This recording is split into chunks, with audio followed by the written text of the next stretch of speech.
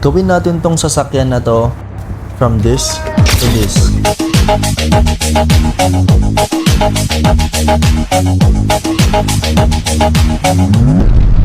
So, una mong gagawin dyan, pumunta ka sa Angelos Motor Works. Yun, grabe.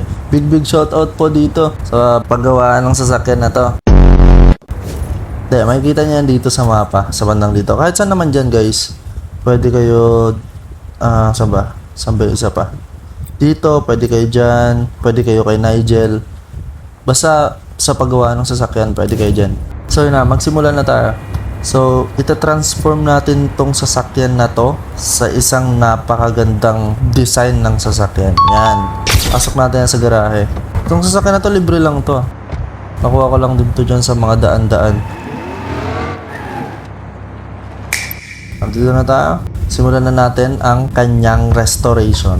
So, first of all, yung sasakyan na yan, lagyan natin dyan sa customization. Mas gusto ko black.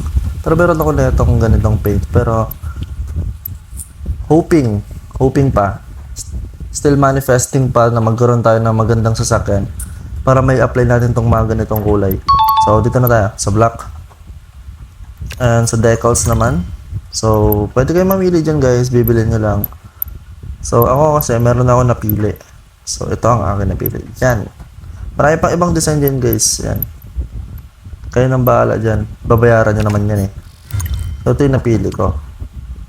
Sa hood. Siyempre, bibilang ko ng hood dyan. Okay. Then next, sa bumper niya. Ito mas maangas to eh. Sa rear naman, ito. Yan yung nasa ilalim. Side skirt. Okay. And sa gulong, mas prefer ko to. Spoiler, syempre meron para maangas tignan, di ba? Headlights, white, red, no white lang. Then classic light, red, blue, red, syempre. Window, syempre tinted. Yan yung di makikita yung loob. Plate. Ay, di ako bumibili na ito guys eh. Ganitong plate. Yan, pwede yung bilhin yan pero ako, hindi. Syempre, Mirage City pa rin tayo. So yun, kayo nang bahala mag-design sa inyo. Yan. So, ito na yung kanyang after. Ay, angas. So, lagyan muna natin siya ng konting montage.